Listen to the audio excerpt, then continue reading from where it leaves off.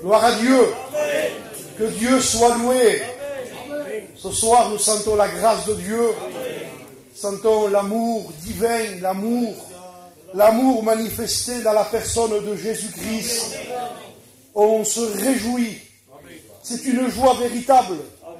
C'est une joie qui est vraie. Cette joie n'est pas fausse. Cette joie n'est pas factice. Cette joie n'est pas passagère. Elle ne vient pas de la terre. Cette joie n'est pas la joie d'un mariage. Cette joie n'est pas la joie de s'acheter une voiture neuve. Ce sont des joies, mais ce sont des joies éphémères, des joies qui vont passer. Mais ce soir, nous participons à la joie de Dieu. Nous participons à la grâce de Dieu. Oui, l'amour de Dieu a été manifesté dans la personne de Jésus-Christ. Il n'y avait que lui d'ailleurs qui pouvait nous manifester l'amour. Il n'y avait que lui. Il n'y a pas un homme qui peut vous manifester de l'amour. S'il vous a manifesté un peu, c'est parce qu'il vient de lui. C'est lui l'amour. Lui, il n'a pas de l'amour, il est l'amour.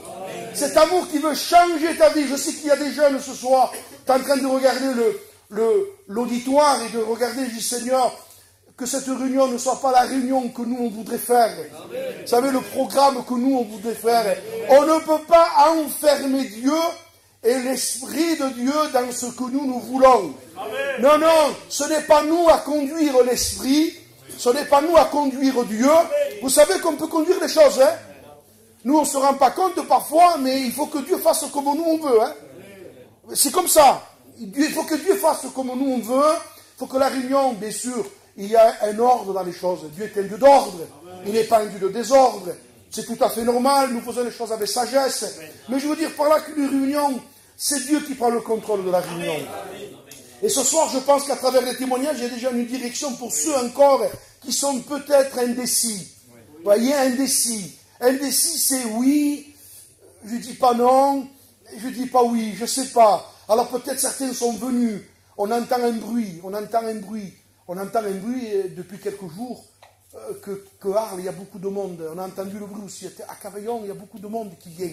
Alors on se dit, on sent que c'est le souffle de Dieu. On sent que Dieu est en train d'attirer des âmes. On sent que Dieu est en train d'attirer des familles. Parce que Dieu veut sauver un grand nombre. Dieu veut... C'est magnifique, Dieu veut que tous les hommes soient sauvés. Et Dieu veut sauver la jeunesse qui est là. Pendant les quelques mots que je pourrais dire de plus, ne manquez pas votre vie. On vous le dit d'avance, n'allez pas plus loin, il n'y a rien. On vous le dit, c'est par amour qu'on vous le dit. Même si vous sentez en vous un combat, non, je sais quand même, je suis quand même un petit intelligent, il se trompe, je te promets, on ne se trompe pas mon fils. Je te promets, là, ce que tu voudrais faire, on l'a fait. Où tu voudrais aller, on a été. Ce que tu voudrais projeter dans ton cœur, nous l'avons aussi projeté. On s'est trompé. Et regarde la grâce que tu as. On s'est trompé et on ne veut pas que tu te trompes. C'est gentil quand même. Regardez l'amour de Dieu. L'amour de Dieu, c'est qu'il dit, je ne veux pas que tu te trompes. Ce soir, je t'ai envoyé mes serviteurs, l'Église. Dieu a permis des frères qui témoignent. Un qui a témoigné dans son témoignage extraordinaire. Il voyait des mauvais esprits. Peut-être que tu en vois, toi.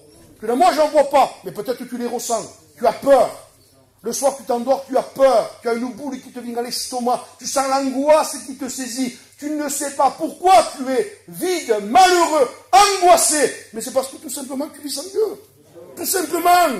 C'est parce que tu vis sans le Créateur. Dieu est ton Créateur. Comme le poisson a besoin d'eau, nous avons besoin de Dieu. Nous sommes les brebis du Seigneur. Nous sommes la création de Dieu. Et je disais une fois, imaginez un bébé qui naîtrait et qui se mettra à parler. Je suis né, papa et maman, merci. Maintenant, laissez-moi faire ce que je veux. On dirait, mais qu'est-ce qu'il a ce bébé? Ça ferait peur ou pas? Mais nous, on sait très bien que s'il pourrait parler, il dirait ça. On dirait, pobrecito, non sabe nada. C'est ou non? Ça pas pour il vient de naître il y a 2 jours. Et il dit à papa et maman, je veux vivre ma vie maintenant. Vous m'avez donné la vie, laissez-moi vivre ma vie. Ils nous dit, laissez pas que je... Ne l'écoute pas, va. Hein? Ne l'écoute pas, va. Ah, de Dieu, tu veux faire ta vie? Ah oui. Et Dieu dit, je ne veux pas t'écouter. Je ne veux pas t'écouter, tu ne sais pas, mon fils. Ma fille, tu ne sais pas. Toi, tu crois savoir. On croit savoir. Parce qu'on sait manier un téléphone. On croit savoir parce qu'on va sur Internet. On croit savoir parce qu'on a vendu 3 matelas aujourd'hui. Tu dis, je suis intelligent. C'est pas ça l'intelligence. C'est pas l'intelligence, ça. C'est une intelligence humaine, terrestre. C'est un savoir humain que vous pouvez peut-être réussir votre vie, bâtir votre maison, avoir un foyer, être un homme très intelligent, une femme intelligente, un homme pourvoyant aux besoins de votre maison. Mais la Bible dit dans un psaume, je ne me souviens pas, je crois que c'est le psaume 14, il est dit dans la parole de Dieu que Dieu cherche sur la terre un homme qui est intelligent. Et le texte nous dit, c'est Dieu qui nous dit, qu'est-ce que c'est l'intelligent? Il dit, c'est celui qui me cherche. Ah, c'est beau, hein? Dans la bouche de Dieu. Dieu dit l'intelligent, l'homme intelligent, le jeune homme intelligent, la jeune fille intelligente, la femme intelligente. Il dit, c'est celui et celle qui me cherche. Amen. Il dit, voilà l'homme intelligent. Et ce soir, je voudrais que tu sois intelligent, que tu comprennes que le Seigneur veut faire une œuvre en toi. J'étais en train de lire un texte, pendant les cantiques, j'avais comme un carambolage dans mon esprit, des textes me venaient, et je lis un texte qui m'a touché, que j'ai écrit il y a quelques jours. Je voudrais parler, avant d'aller plus loin, sur la victoire. Et ce texte dit, c'est une révélation que Jean a dans l'Apocalypse. Jean dit, je pleurais beaucoup de savoir qu'il n'y avait personne dans le ciel, sur la terre, sous la terre. Il n'y avait personne qui pouvait ouvrir le livre. Il n'y avait personne qui pouvait l'ouvrir. C'est-à-dire, il n'y a personne pour pouvoir faire l'œuvre du salut. Il n'y a personne qui peut ouvrir les sceaux de tous les jugements de Dieu qui vont arriver. Et Jean pleure, il pleure, et d'un coup, il y en a un qui vient vers lui et dit, ne pleure plus, Jean. Ne pleure plus. Il dit, voici le lion. Alléluia. Voici le lion de la tribu de Judas. Je voudrais vous dire que Christ est le lion. Il est dit dans la parole de Dieu, dans le livre de Pierre, le diable, veillez, dira l'apôtre Pierre, veillez. Votre adversaire, le diable, rôde comme un lion.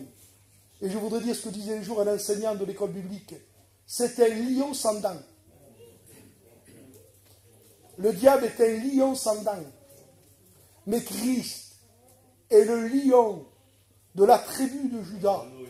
Et il est écrit dans le livre des Proverbes. Je l'ai écrit là. Il est magnifique ce texte. Le lion, le héros des animaux. Proverbe 30, verset 30. Le lion, le héros des animaux, ne reculant devant qui que ce soit. Il n'a pas reculé. Amen. Amen. Il n'a pas reculé. Il a été jusqu'au bout. Amen. Il était à Gethsemane, il était là. Il savait ce qu'il allait souffrir. Il savait ce qu'il allait subir. Nous, si on sait qu'on va souffrir pour aller quelque part, on n'ira pas. À part qu'on a un problème. Si tu me dis, on va là-bas, et qu'est-ce que tu vas là-bas? Tu vas souffrir. Je ne vais pas. C'est ou non? Mais on va voir un frère. Mais ce qu'il y a, on va aller chez lui, il va te maltraiter. Frère, vas-y tout seul. Il savait. C'était qui comme ça? Un cantique dira d'ailleurs en espagnol, lo sabía. Il le savait. Il n'a pas découvert. Il n'a pas découvert ce que les hommes allaient lui faire. Il savait. Mais le héros, le lion, le héros des animaux, ne reculant devant qui que ce soit, il n'a pas reculé.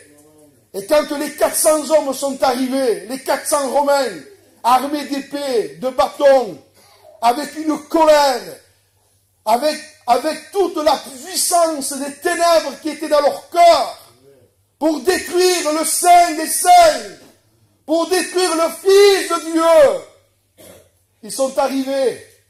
Et Jésus a posé une question. Il y avait peut-être une vingtaine de personnes à peu près dans le jardin de Gethsemane. Les 12 apôtres. La Bible nous fait comprendre qu'il y avait des femmes qui le suivaient. Il y avait d'autres hommes qui étaient là. qui seront mentionnés dans les actes des apôtres. Mais on sait qu'ils étaient minimum 12, les 12 apôtres. Et quand ils voient arriver cette foule nombreuse, le lion, le roi des animaux, ne reculant devant qui que ce soit, Jésus dit, qui cherchez-vous? Et un soldat répond, nous cherchons Jésus de Nazareth. Et il répond, c'est moi. Et je disais une fois, 400 CRS qui viennent te chercher. Et qui disent, où il est où, Rey Michael? Ça, c'est mon nom en païen. Il est où, Rey Michael? Il est là. C'est pas vous? Non, c'est pas moi. Pourquoi? Parce que nous, on recule. Il dit, c'est moi. Quand il dit, c'est moi, la Bible nous dit que les 400 soldats tombèrent par terre. Je voudrais te dire quelque chose ce soir. Tu ne peux pas gagner avec Dieu. Un jour, le vent s'est levé contre Jésus, contre les apôtres dans la barque. Il s'est levé, le vent. Et j'ai découvert dans la parole de Dieu que quand le vent s'est levé, le vent, la tempête, Jésus s'est levé. Et Jésus, dans sa voix puissante, sereine, il a ouvert la bouche, il a dit, silence, tais-toi. Et le vrai texte dit, sois muselé. Et nous comprenons à travers une Bible que le Seigneur lui dit au vent, tu es muselé, tu te tais. Ça veut dire, voilà ce que Jésus est en train de dire au vent, si tu ne te tais pas, c'est un frère qui nous rappelait dernièrement d'ailleurs, si tu ne te tais pas, si tu ne te calmes pas, tu n'auras plus jamais la puissance de souffler. Quand le vent l'a entendu, ils se sont regardés entre eux, le vent. Il a dit, le Créateur a dit que si on ne s'arrête pas, on ne saura plus jamais le vent. Et le vent s'est arrêté. Il est Dieu. Il est Dieu. Et le lion, ne reculant devant qui que ce soit, il a pris le diable. Vous savez, chez nous, on a une expression en catalan. Qu'est-ce que c'est ça, Tia? S'embria, l'agafa. Il y a pegat une espèce de pellisse. C'est en catalan, ça. Si tu vois ce qu'il lui a fait, je voudrais dire ce soir, Jésus, mon sauveur, a mis une espèce de raclée à Satan. Il te l'a pris, excusez-moi pour l'expression d'aujourd'hui qui n'est pas belle, mais je le dis parce que c'est notre langage aujourd'hui. Il te l'a pris, il te l'a coupé en deux. Il croyait, lui. Lui, il croyait avec Adam en l'air. Et tous les hommes qui naissaient en l'air, Caïn en l'air, Abel en l'air, tous les hommes qui naissaient, tous, toi, moi, depuis Adam, tous ceux qui sont nés, tous, pardonnez-moi, pécheurs, coupables, peut-être lui, ouh, lui il est pas mal, non, coupable aussi, pécheur, pardonnez-moi, et je ne cite pas certaines choses, parce que j'ai du respect, et je vois des personnes âgées. Mais quand je dis pécheur, c'est dans tout le sens du mot. Il y a des choses qu'on ne peut pas dire. Ça fait honte d'en parler. Si vous voulez parler du péché, c'est une honte. C'est honteux le péché. C'est sale le péché. Le péché, c'est la honte des peuples. Le péché, c'est la séparation avec Dieu. Le péché, c'est ce qui entraîne la dépression. Le péché, c'est ce qui amène les guerres dans les églises. Le péché, c'est ce qui amène les disputes au milieu des frères. Le péché, c'est ce qui amène la ruine parmi nos jeunes. Un toxicomane malheureux, une brebis perdue, sans berger. Et tous ceux qui naissaient coupables, pécheurs, mais il en est né un. Quand il est né, il a fait trembler l'enfer. Quand il est né, le diable a tout fait même pour le tuer. Il a envoyé, il a excité Hérode. Hérode, quand il a appris qu'un bébé naissait, il s'est renseigné auprès des mages, je crois, auprès de tous ceux qui étaient en train de lire, parmi les souverains, je ne me souviens plus, mais il s'est renseigné à des hommes qui connaissaient la Torah, qui connaissaient les prophéties. D'où doit naître alors la prophétie disait, à tel endroit, je crois que c'est Michée qui en parlera, ou le prophète Michée, oui, je crois que c'est ça. Il parle, il est là, une petite bourgade, Bethléem, de toi sortira un chef. Et Hérode dit, un chef? Alors il a envoyé ses soldats aller tuer tous les enfants de 1 jour jusqu'à 2 ans. Tous les petits de 1 jour jusqu'à 2 ans. Il y a eu des cris dans Jérusalem. Des milliers de bébés étaient tués parce qu'Hérode voulait tuer Jésus, mais c'était le diable qui voulait le tuer. Le diable voulait tuer Jésus. Le diable voulait tuer Jésus. Il a tout fait pour pas qu'il naisse. D'ailleurs, dans l'Ancien Testament, il essayait de troubler les générations. Il voulait apporter du trouble. Il voulait perdre les gens. Un jour, il a voulu détruire une femme qu'on appelle Rahab. Mais Rahab s'est convertie. Elle a accepté la grâce de Dieu. Elle s'est mariée avec un juif. Et de Rahab, avec tout le respect que je vous dois, Rahab la prostituée. C'est d'elle que Jésus naîtra. Ça veut dire que là où le péché abonde, la grâce de Dieu surabonde. Dieu a accompli les plans qu'il avait prévus. Rien n'arrête le plan de Dieu. Rien, absolument. Il a opéré les opérations. Il est dit dans un texte, c'est Paul qui dit ça. Le Dieu qui opère toutes choses. Le Dieu qui opère toutes choses. Le chirurgien des chirurgiens, il est spécialiste dans tout. Genoux, œil, oreille, dents, il opère tout lui. Vous, si vous avez un problème de genou, vous allez voir un chirurgien spécialiste du genou.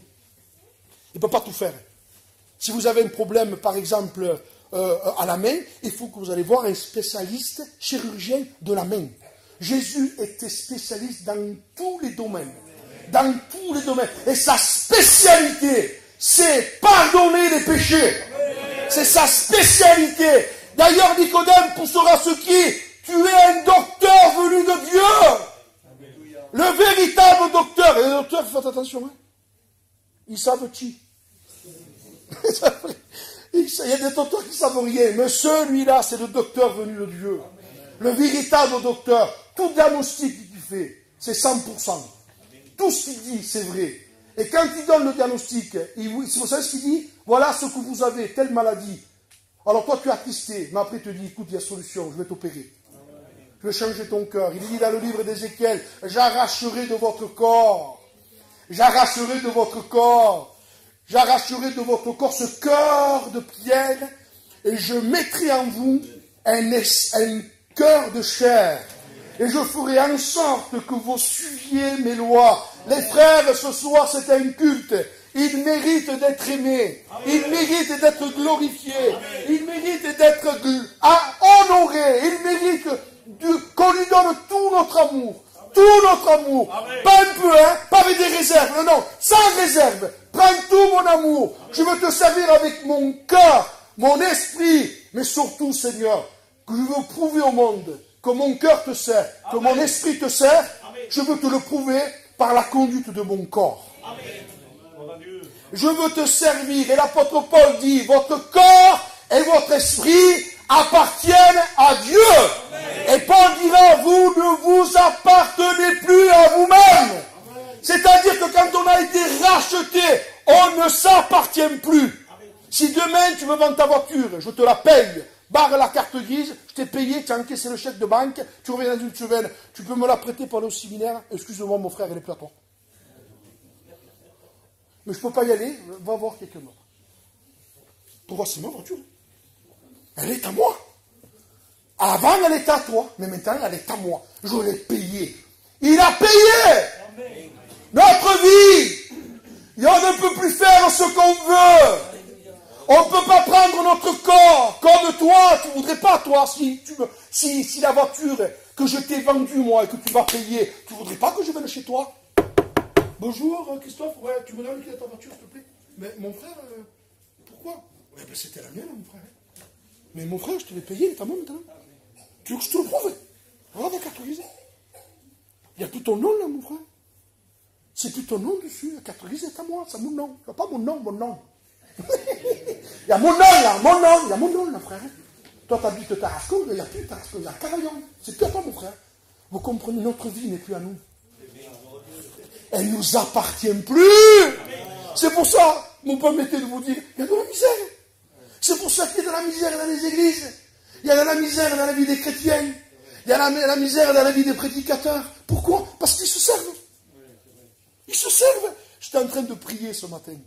Je te priais dans mon cœur avec mon besoin. Seigneur, j'ai tellement besoin de toi.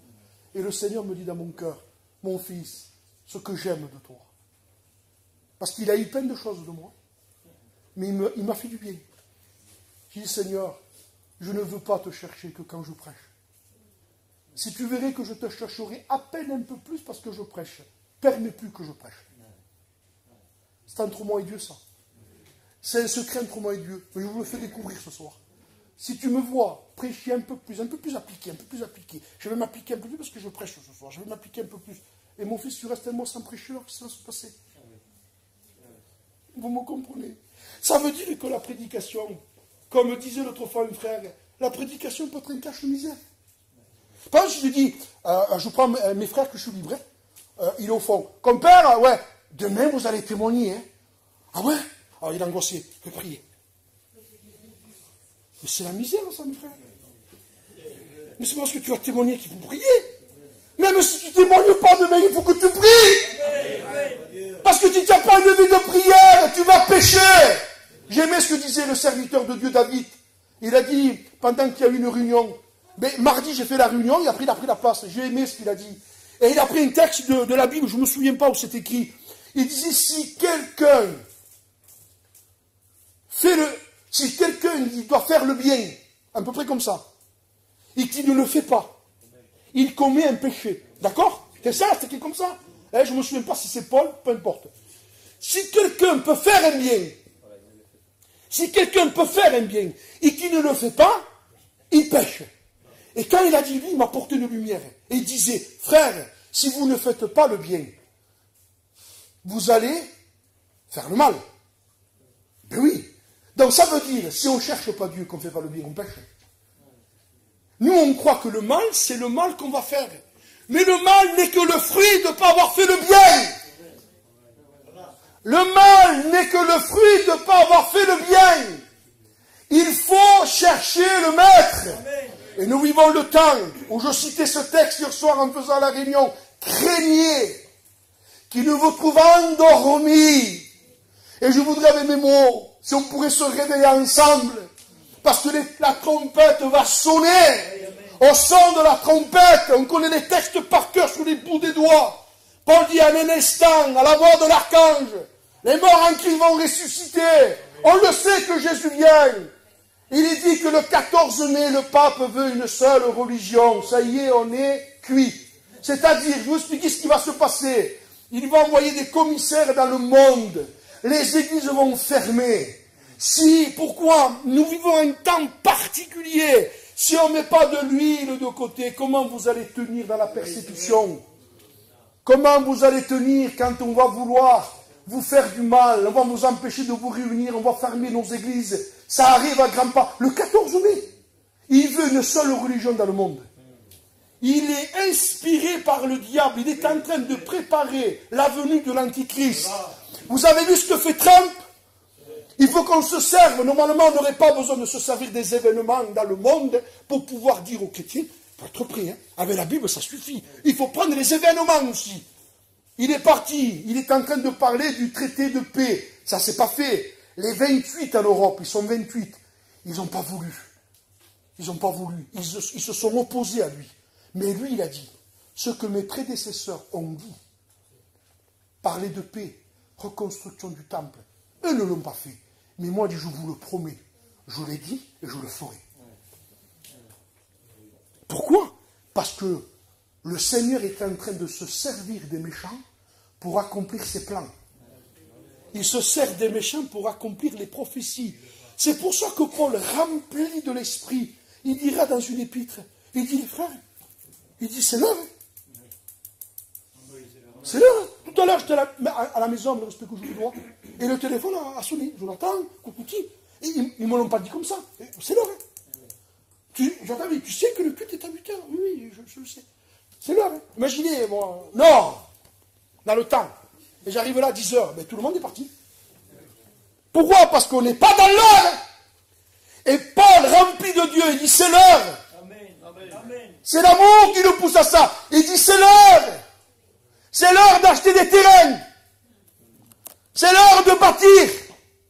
C'est l'heure de gagner beaucoup d'argent. Faites pas dire ce que je n'ai pas dit. Hein. Si vous avez un petit terrain et que vous avez une affaire et que ça vient de Dieu, achetez-le. Parce que Dieu n'est pas contre ça, ce n'est pas dans le sens. Mais ça veut dire penser les choses de la terre. Les choses de la terre. Acquérir, vouloir, acquérir, vouloir. Vous savez, frère, on ne peut pas être un bon chrétien si on veut tout. C'est impossible. C'est pas vrai. On ne peut pas être un bon chrétien si on veut tout, si on convoite tout, si on désire tout. Tu ne convoiteras pas le champ de ton prochain. Tu ne convoiteras pas la femme de ton prochain. Tu ne convoiteras pas le bœuf de ton prochain. Elle est belle, cette voiture. Hein. Maman, que je la voudrais. Mais tu ne peux pas te la payer, toi. Lui, il a le moyen de se la payer. Mais toi, pour l'avoir, il faut que tu fasses un crédit de 500 €. Et après, en faisant le crédit de 500 €, tu vas batailler dans ta vie spirituelle. Parce qu'il va falloir que tu travailles plus. Alors tu t'es pas contenté de peu, tu as travaillé plus, tu as acquis, mais tu t'es rendu pauvre spirituel. Le diable, il t'a eu. Parce que tu convoites. Vous savez, il y a un effet mode aujourd'hui. Regardez, aujourd'hui, j'ai fait l'anniversaire de mon petit-fils. Et il y a un effet mode. Donc, tous les voyageurs, quand ils font les anniversaires, ben, on se croit à Las Vegas. Oui, mais c'est bien, on respecte ce qu'ils font. Puis ce qui se passe à Nice, eh bien, comme ma belle-fille est de Nice, donc ça vient chez nous maintenant. Ils ont fait un anniversaire pour le petit. Un anniversaire, il a un an, le petit. Ça a coûté 1300 €. Bah, j'ai rien dit à mon fils.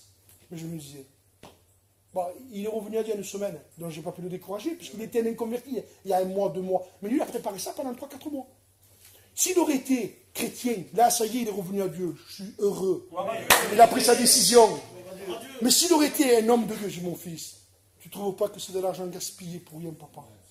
C'est pas mieux de faire un petit gâteau très simple. Pourquoi tu ne donnerais pas 100 € à des frères qui meurent de faim? Vous avez vu les sous qu'on gaspille? Et je disais tout à l'heure à un frère avec moi dehors, on priait. Je lui disais, vous avez vu l'égoïsme qu'il y a? On pense qu'à nous. On dit que pour nous. On dit que pour nous, que pour nous, que pour nous, que pour nous, que pour nous, que on veut amasser. Vous savez, je vais vous dire un truc, si vous avez beaucoup d'argent, c'est pour votre malheur. Parce que l'argent que vous avez, que Dieu vous l'a donné, vous devriez partager un peu. Pourquoi je dis ça? Parce que moi, je n'en ai pas, mais je suis plus heureux que toi. Parce que Dieu me dira, t'en as pas, tu ne pouvais pas me donner. Alors je t'en veux pas. J'en ai pas, je ne peux pas me donner. J'en ai pas, comme je ferais. Je te vois, toi, qui aime Noé, et je vois que t'as pas.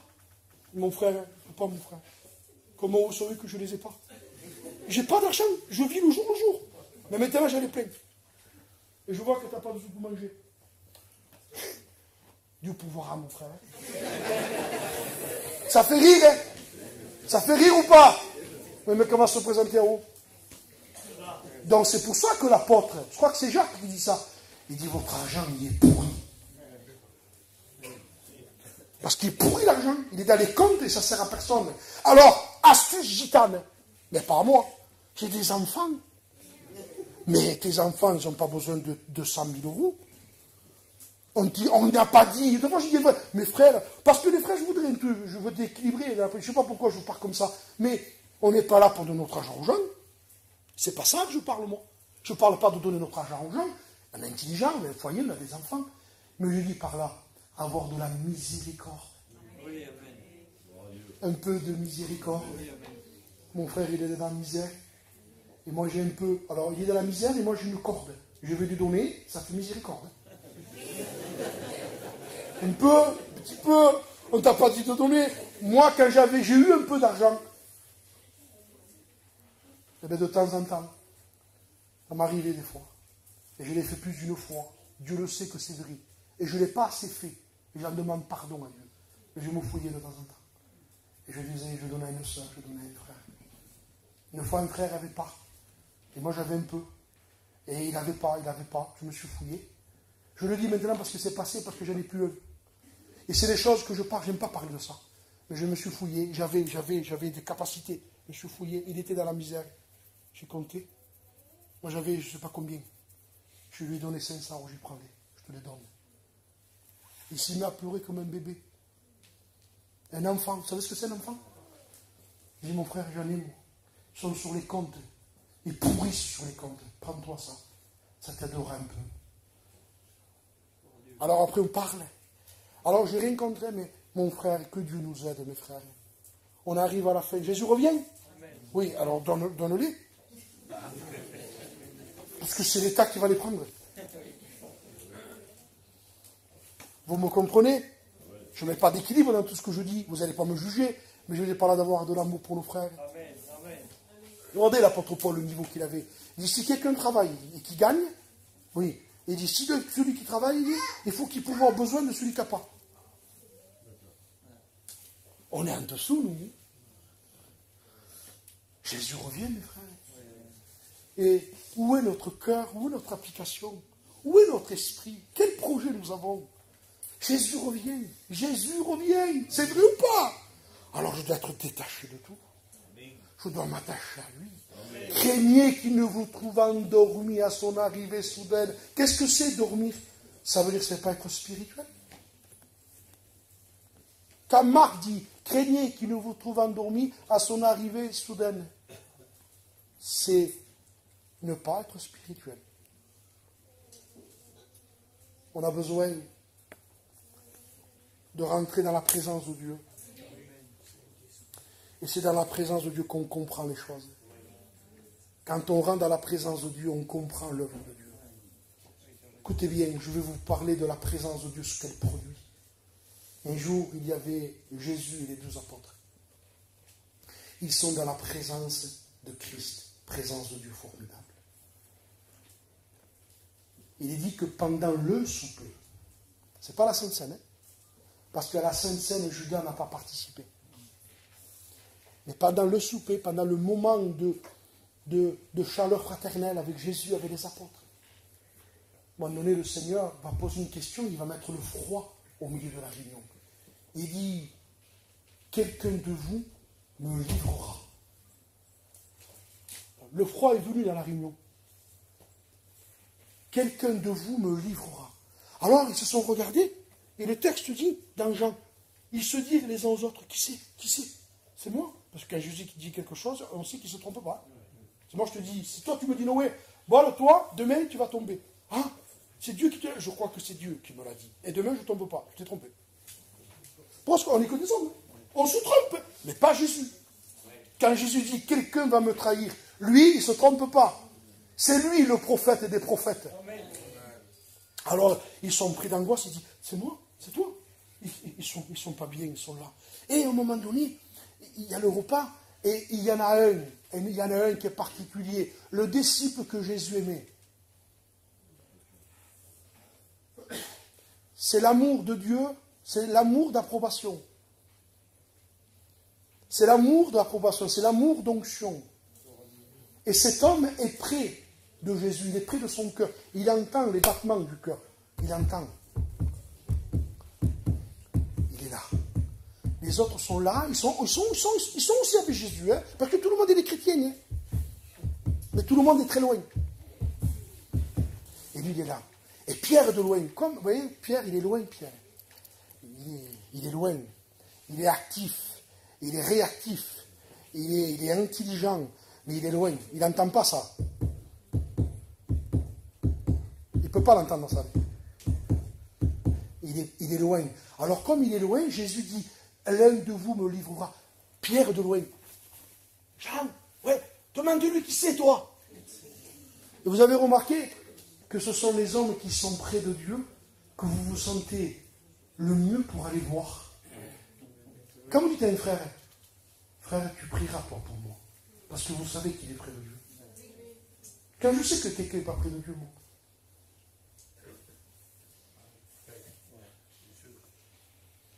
Alors je fais attention parce que si je dis tu prieras pour moi, oui, j'ai peur de faire pécher, il priera pas. Alors je ne veux pas chercher un péché de plus. Demande de lui, toi. Demande de lui, qui est-ce? Et Jean est là.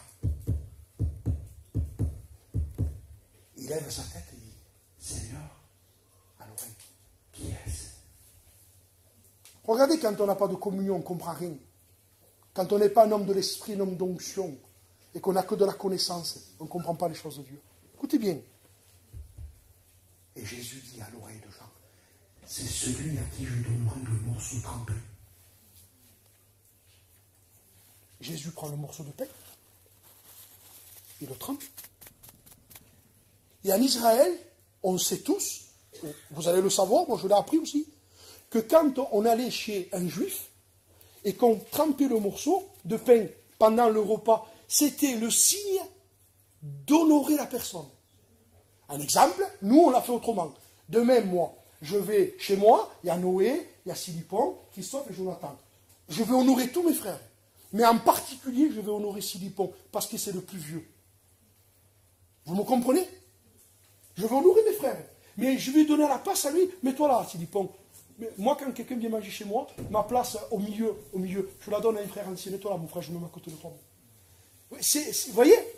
Moi, je dirais que l'ancien se mette à côté de nous, là. Et à ma femme, Marina, sert les frères, hein, sert Silipon. Pour moi, c'est l'ancien. Vous me comprenez ou pas? On le fait ça, nous, par rapport. Et Jésus veut, Jésus, c'était comme ça, Jésus. Il voulait honorer. Donc, je vous explique le contexte.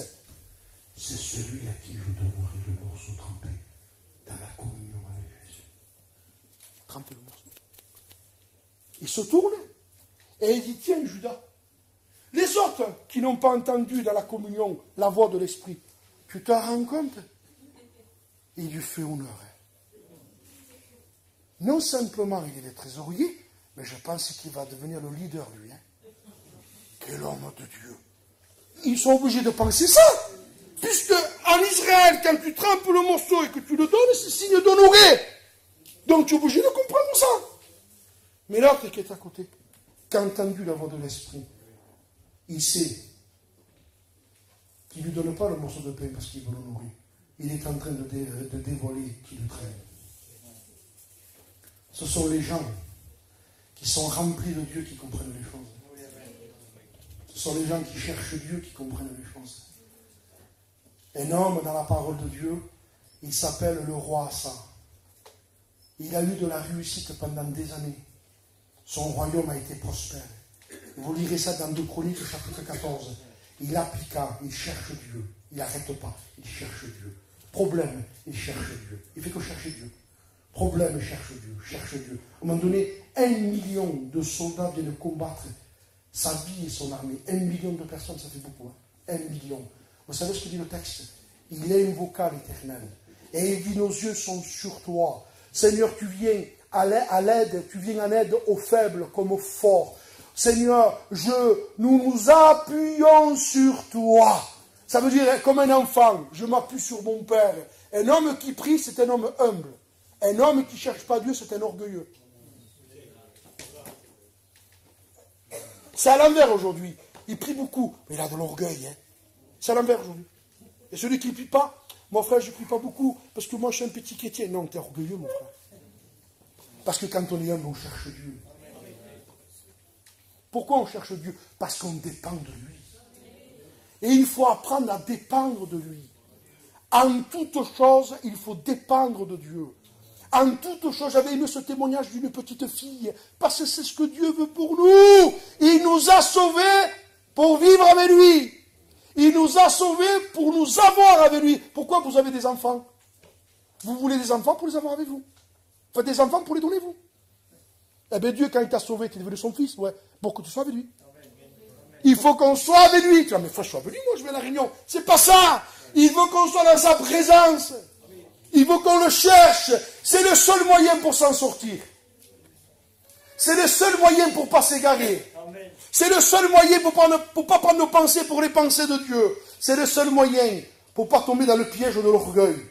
Pour ne pas tomber dans les pièges de la chair, de colère, de dispute, de tout ce que la chair peut produire de mauvais. Le seul moyen, c'est que je puisse chercher Dieu. Non pas pour que je puisse prier et dire bénis les autres, non, je veux te chercher pour que tu me révèles, pour que tu me bénisses.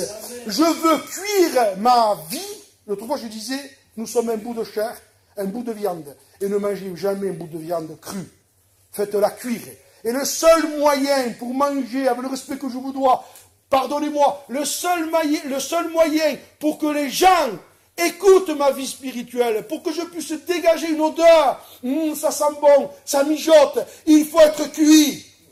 On a besoin d'être cuit et le Saint-Esprit est un feu. Et le feu veut cuire notre vie. Pour connaître Dieu, il faut passer du temps avec lui. Il faut le chercher plus que jamais. Pour ne pas s'égarer. Et cet homme, 1 million de personnes, il invoque Dieu. Je ne sais pas comment Dieu fait, parce que Dieu fait des choses merveilleuses. Et il va faire des choses merveilleuses pour ta maison, pour ton foyer, pour tes enfants. Il veut que tu dépendes de lui. Il veut que tu aies confiance en lui. Il veut que tu ne promènes pas des regards inquiets. Tu as peur, tu as de la crainte, tu es craintif. Tu te couches avec la peur, tu te lèves avec la peur. Tu as peur, une peur t'envahit. Tu as peur pour tout, tu as peur. Pourquoi? Parce que tu manques de foi. Tu manques de confiance. Tu crains, tu es craintif. On est craintif. Cache-toi dans le rocher. Nous avons un privilège extraordinaire. Nous pouvons avoir de la communion avec Dieu. Amen. Il n'y a rien d'autre qui m'intéresse. Rien d'autre ne m'intéresse. Parce que je sais que ce qui me gardera, c'est le contact avec Dieu. Quand j'ai contact avec Dieu, il me révèle ce que je suis.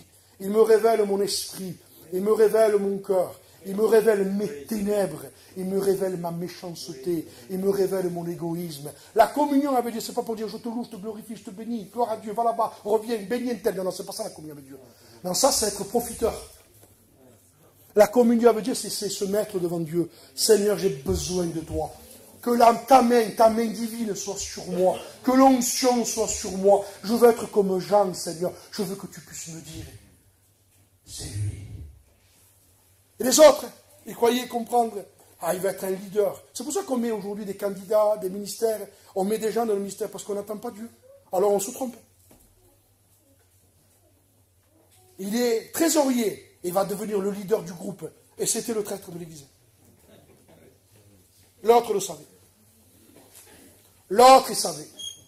Je voudrais vous dire, je veux sortir du contexte, je veux vous parler de la foi. Un jour, il y a une femme. Vous la connaissez, c'est dans le 2e livre des Rois, chapitre 4. Elle a un enfant. Elle a un enfant.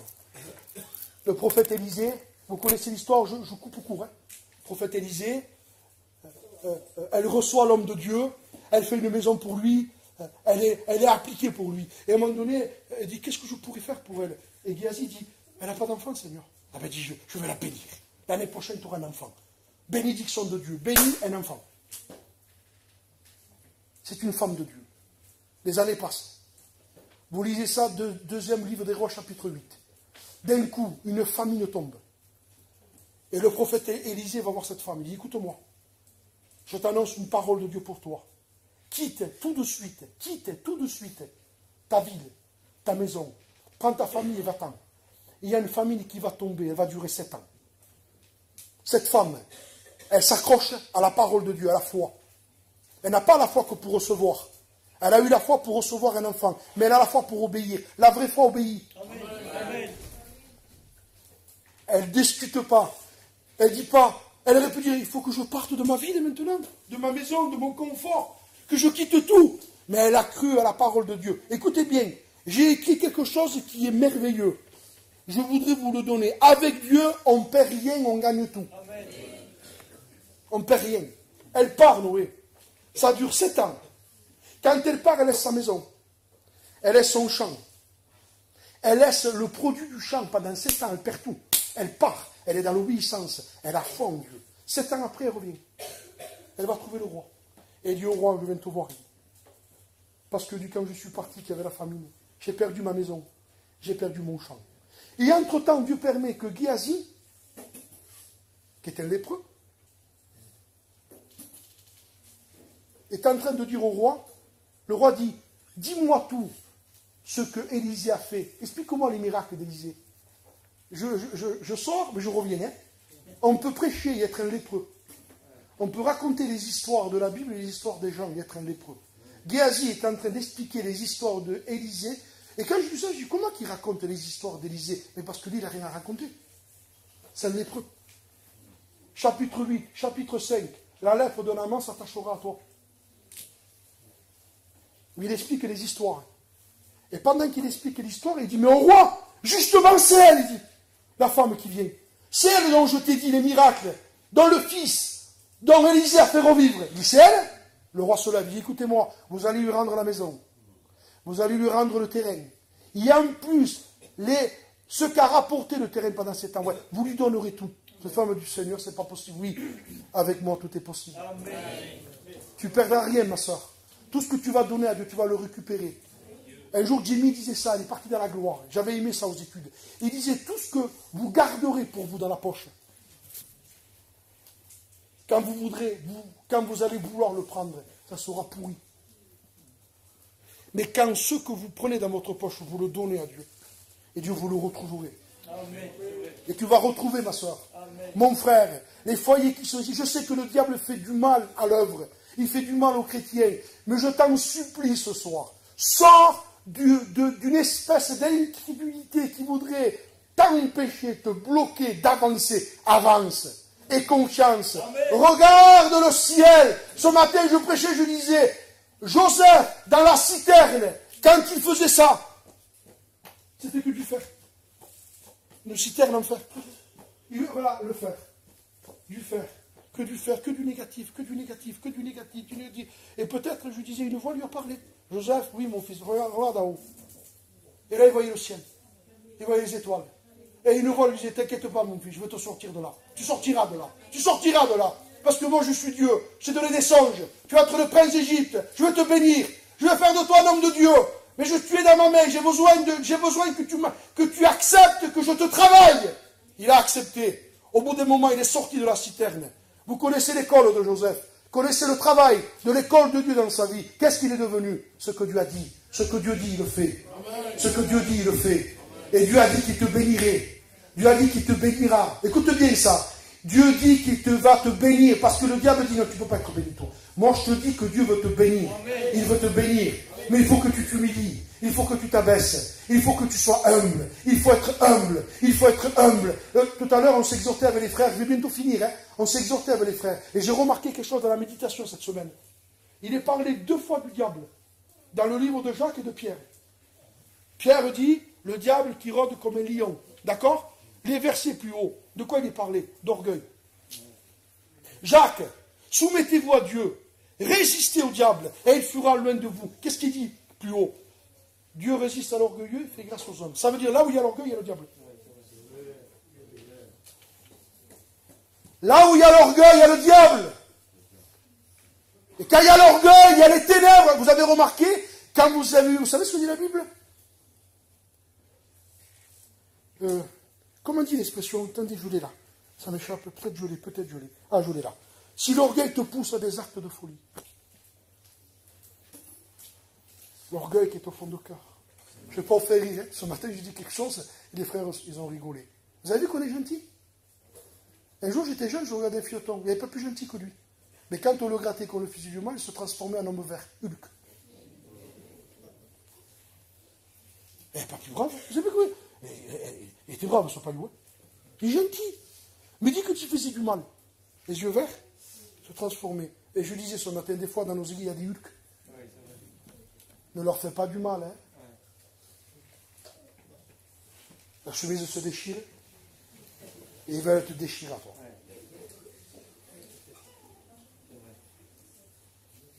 Y aurait-il des Hulk au milieu de nous? Frère, le Seigneur revient. Et là, je vais aller un peu plus loin, je vais finir. Écoutez-moi ce soir, je vais finir.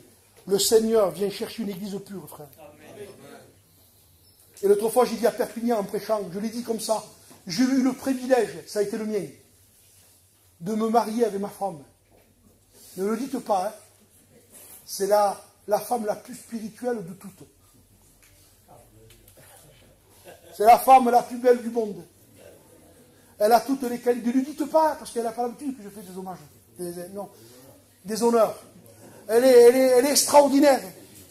C'est une merveille. C'est une perle. Elle a tout pour elle. Et j'ai eu le privilège de me marier avec elle. Et quand je me suis marié, j'avais 18 ans. Pardonnez-moi, je prends un truc un peu humain. Je me suis mis mon costume à l'époque et j'avais un smoking. J'étais jeune. J'étais très jeune. J'étais jeune et j'ai été chercher donc mon épouse avec ma famille. On est arrivé et j'ai vu ma femme sortir avec une robe blanche. Je la voulais. Mais si elle aurait eu une robe sale, pas de mariage. Je ne rentre pas avec toi dans la salle comme ça. J'ai honte. Mes frères, il revient. Si on a une robe sale, malgré tout l'amour qu'il peut avoir pour nous, malgré tout le désir qu'il veut être avec nous, on ne pourra pas rentrer. On ne peut pas rentrer. C'est trop sain. Je disais ce matin, ou je ne sais pas, hier j'ai dit ça, c'est hier que j'ai dit ça, en faisant la mission à Montpellier. Je disais même les étoiles, elles sont impures à ses yeux. Il trouve de la folie chez ses anges. Et si on peut se sauver, parce qu'il y a la grâce absolue de Dieu, le sang qui nous couvre, le sang qui est sur nous, le sang, on ne peut pas, Apocalypse et le livre d'Isaïe, Saint est l'éternel, Saint est l'éternel, ça n'arrête pas, Saint, vous avez remarqué qu'il ne dit pas amour est l'éternel, il ne dit pas ça dans la Bible. Parce que nous, on voudrait l'amour pour faire ce qu'on veut. Non, c'est pas comme ça. C'est Saint est l'éternel. Saint. On ne peut pas vivre une vie de dissolution. La chair, c'est la mort. Et je disais hier, les chrétiens sont en train de mourir parce qu'ils passent beaucoup trop de temps devant des choses inutiles, vaines. Alors la télé, je ne vous en parle pas. Canal satellite, 300 chaînes. T'as enchaîné à fond. Mais ce qui fait rire est une honte. On n'arrive plus à prier. On n'arrive plus à lire la Bible. On est en train de dire aux chrétiens, j'ai envie de tomber par terre. Lisez la Bible. Quoi? Un petit jeune comme ça. Il vient de se convertir. Et les jeunes qui se convertissent, ils dévorent la Bible. Entre parenthèses. Mais un petit jeune, il faut lire la Bible, mon vieux. À des chrétiens, 5 ans, 10 ans, 15 ans, 20 ans, 30 ans de conversion. Lis ta Bible. C'est le cantique de Ginny, ça. Lis ta Bible et prie chaque jour. Et il disait, si tu veux grandir, lis ta Bible et prie. On va faire ça. Il faut lire ta Bible, il faut lire la Bible. Parce que tu vas mourir. On a besoin de lire la Bible, elle procure la foi. Elle procure des désirs. La Bible produit la sainteté. La sainteté n'est pas en nous. Mais quand on la lit, il nous la produit. Un jour, je lisais la Bible, l'Esprit me dit, tu sais, mon fils, quand quelqu'un est malade, oui, il a une maladie assez forte, une grippe puissante, qu'est-ce que tu fais, toi? Moi, piqûre. Ah, moi, je fais ça, on m'a dit que je suis malade. Ah, pour l'aide, la paille me connaît. Docteur, je suis beaucoup pris, ouais, caché, non pas caché. Piqûre, s'il vous plaît. Parce que je le sais, moi, direct dans le sang. La Bible, elle a une puissance. Elle a un produit extraordinaire. Et quand le produit rentre en toi, tu te sens sale. Tu te sens pécheur. Mais Seigneur, où j'en suis? Tu n'as pas la première place, Seigneur. J'ai besoin que tu redeviennes mon amour. Que tu redeviennes ma passion. J'ai besoin de regarder que toi. Comme une jeune fille qui vient de se marier. Elle n'arrête pas. Où tu vas avec lui? Laisse-le maintenant. Non, je vais avec lui, moi. Laisse-la toi. Ma fille et moi, où tu vas pas? Je vais avec Yohan. Hein? Là-bas, lui. Bon, c'est normal, parce qu'il est beau. Hein? Lui. C'est que lui. Et l'église, où tu vas? Avec lui. Mais tu veux pas un peu nombre, tu es faux, mais il veut pas ça, lui. Oui ou non? Ah bon? Moi, ma femme, il sait ce que je veux pas. Si, non. Je veux pas, moi. Je veux pas. Quand j'étais jeune, ça, je veux pas. Maintenant, non, on est vieux maintenant. Et on marche avec Dieu, mais jeune. Je veux pas ça. Ça, tu ne me mets pas. Ça ne me plaît pas.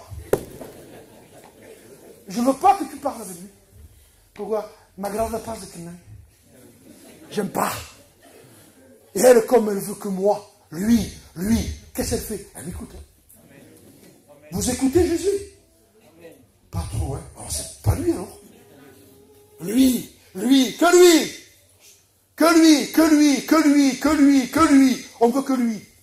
On veut que lui. Qui va prêcher? Pardonnez-moi, on s'en moque. On veut lui. Et Christophe fait venir des pasteurs qui apportent lui, hein, ceux qui le foutent dehors. Hein. On veut des pasteurs qui apportent lui. On veut lui. On veut lui. On veut lui. On veut Jésus. On le veut lui. On m'a donné les Grecs. J'ai fait ma vie, j'ai fini. Les Grecs, ils n'en pouvaient plus. Ils sont partis de leur pays. Ils ont été au temple. Quand ils ont été au temple, je dis, c'est ça. Que c'est triste. Il n'y avait pas d'onction, il n'y avait rien. Il n'y avait pas de vie. Alors il sort du temple, il voit Philippe. Philippe, viens voir ici. Ouais.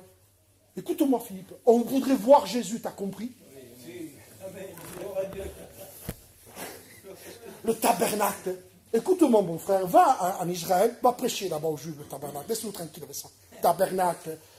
On voudrait voir Jésus. On veut voir lui.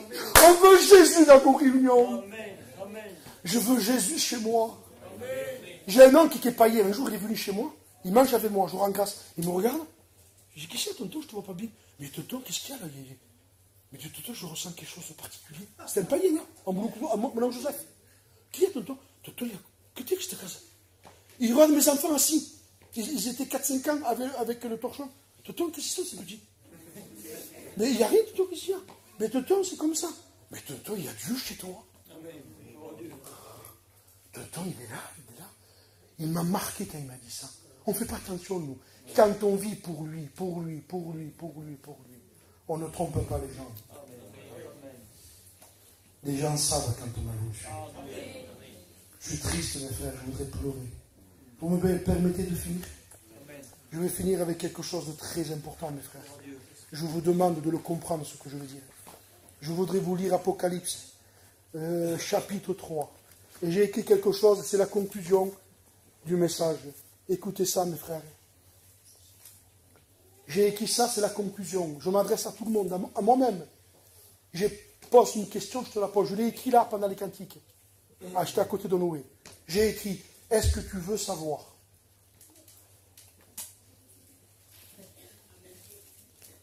Monsieur, j'ai quelque chose à vous dire. Vous savez, j'ai fait la vidange, je vous trouve actuel. Mais je trouvais que... Ah, monsieur, un jour, je dis, monsieur, me dites pas ça, monsieur. Monsieur, il a un problème. Moi, je veux comme vous voulez. On ne veut pas savoir. Et j'ai écrit, est-ce que tu veux savoir? Parce que les choses les plus dangereuses, ce sont les choses qu'on ne voit pas. Le vent, on ne le voit pas, il détruit tout. Le coronavirus, on ne le voit pas, mais il fait des dégâts.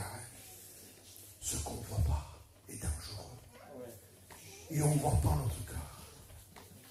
La Bible est comparée à un miroir.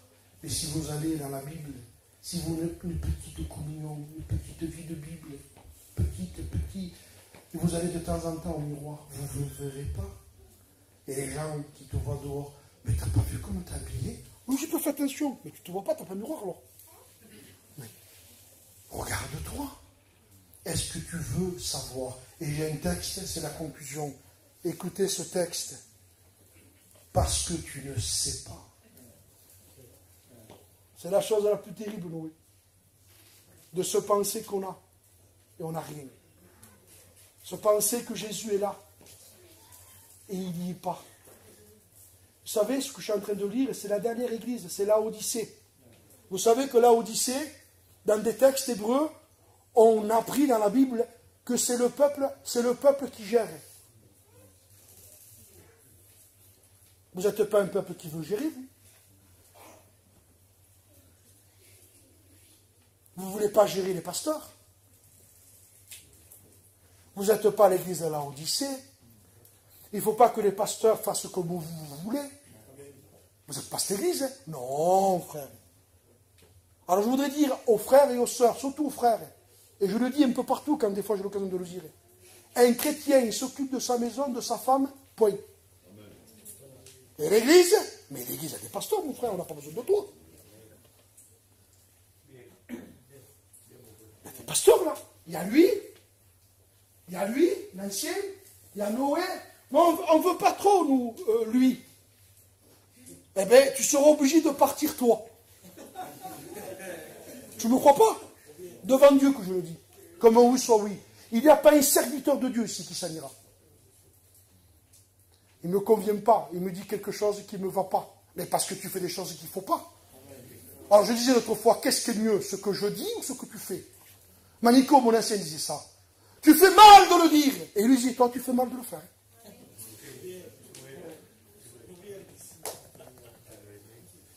Je fais mal de le dire, hein, mais toi, tu fais mal de le faire. Moi, de ce que je dis, au contraire, Dieu m'ouvrira les portes du ciel parce que je prêche la Bible. Mais toi, ce que tu fais, la porte sera fermée. Donc, il vaut mieux que toi. Laodicée, et vous savez, je suis un peu imaginaire quand je prêche ce mot. Laodicée. Et Dicée, je peux dire, qu'est dit?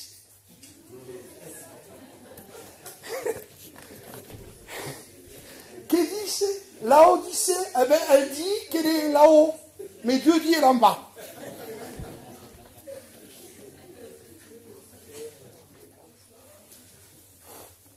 Ok. C'est rien, c'est rien.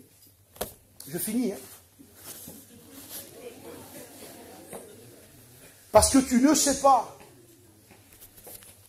Parce que tu ne sais pas. Vous savez, si vous ne voulez pas savoir, qu'est-ce qui s'est passé? Parce que tu ne sais pas. Quelques versets plus bas. Voici, je me tiens à la porte, il est dehors maintenant. C'est pas mieux de savoir pour pas qu'il sorte? C'est ou non? Je ne veux pas savoir. Il va partir, hein. Je me tiens à la porte et je frappe. Il dit, pourquoi il frappe? Parce qu'il est dehors.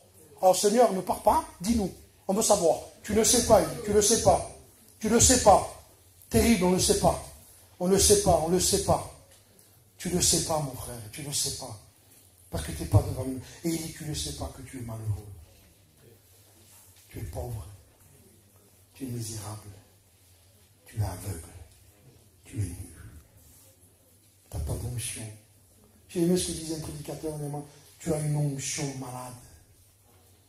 Tu as une onction malade. Ta mentalité est malade. Ta prière est malade. Des fois, je prie avec des gens et je ressens une prière malade. Elle est malade, la prière. Parce que l'Esprit nous enseigne toutes choses. Une onction malade. Une vie chrétienne malade. Une foi malade. On est malade. Parce qu'on est atteint. Tu ne sais pas. Et regardez s'il est bon. Il dit, comme tu ne sais pas, je te le révèle.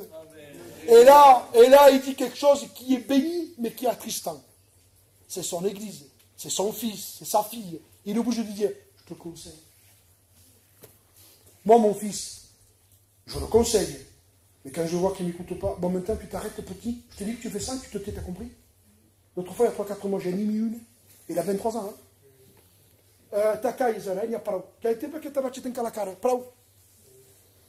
Pourquoi? C'est mon fils.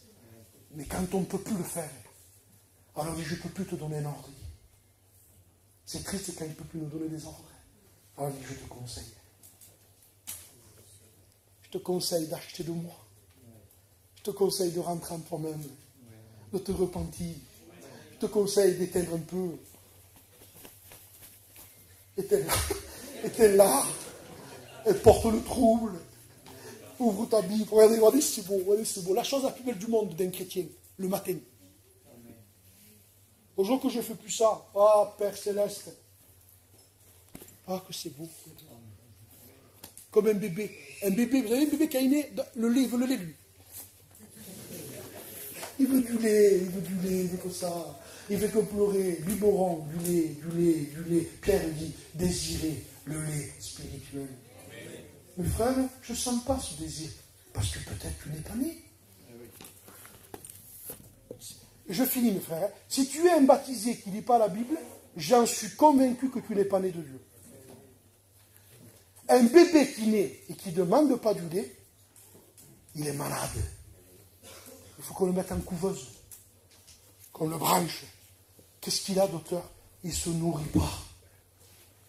Monsieur, on va tout faire pour pouvoir le soigner, le guérir, pour qu'il puisse trouver l'appétit. Il est né, mais il ne mange pas. Il a un problème. Tu as un problème, mon frère et ma soeur. Tu n'es pas né. Et des fois, un baptême, c'est un cache-misère. Il revient.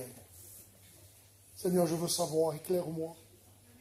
Parce que je ne veux pas que tu quittes la porte de mon cœur. Je veux me retrouver seul. Un jour, Koukouti a fait la triste expérience. Il pourrait vous le raconter comme une merveille. La triste expérience de s'éloigner du Seigneur. Le Seigneur est parti de sa vie. Demandez-lui ce qu'il a vécu. c'était rien comparé quand il a expliqué son témoignage. C'était rien. Il a plus souffert quand il a laissé Dieu que quand il était dans le monde et qu'il était drogué. Demandez-lui, il est là. S'il ne serait pas là, il est là, regardez, c'est sûr. Pourquoi? Parce qu'après ta conscience, elle est malheureuse. Le Seigneur, je t'ai abandonné, je ne te cherche pas, j'ai pas de communion. Paul dit quelque chose, il dit ma conscience, elle m'accuse devant rien. Je ne veux pas me coucher avec ma conscience triste de ne pas avoir été ce que je dois être. Et l'homme de Dieu disait ça dernièrement. Il y a des gens qui passent leur vie à dire je devrais faire ça, je devrais faire ça, je devrais faire ça. Et on ne le fait pas. Et après, ils passent notre cap. On devient âgé. Et on dit j'aurais dû faire ça, j'aurais dû faire ça, et j'aurais dû faire ça. C'est trop tard. Que Dieu nous aide. Que l'Esprit descende. Vous voulez être renouvelé, repentez-vous. Qu'il n'y ait pas de dispute au milieu de vous. Qu'il n'y ait pas de querelle.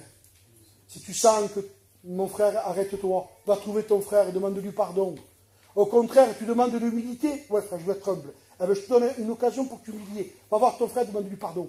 Ça va te briser ton orgueil. C'est l'orgueil qui détruit les églises. C'est l'orgueil qui est en train de détruire l'œuvre de Dieu. Elle détruit l'œuvre de Dieu. Il y a trop de Hulk chez nous. On a besoin, mes frères, d'aller chercher son église. On ne veut pas être un... Non, on ne veut pas. On veut partir avec lui. Amen. Et pour partir avec lui, on veut de l'obéissance. Je demande à un frère de prier, je vais demander à un ancien de prier.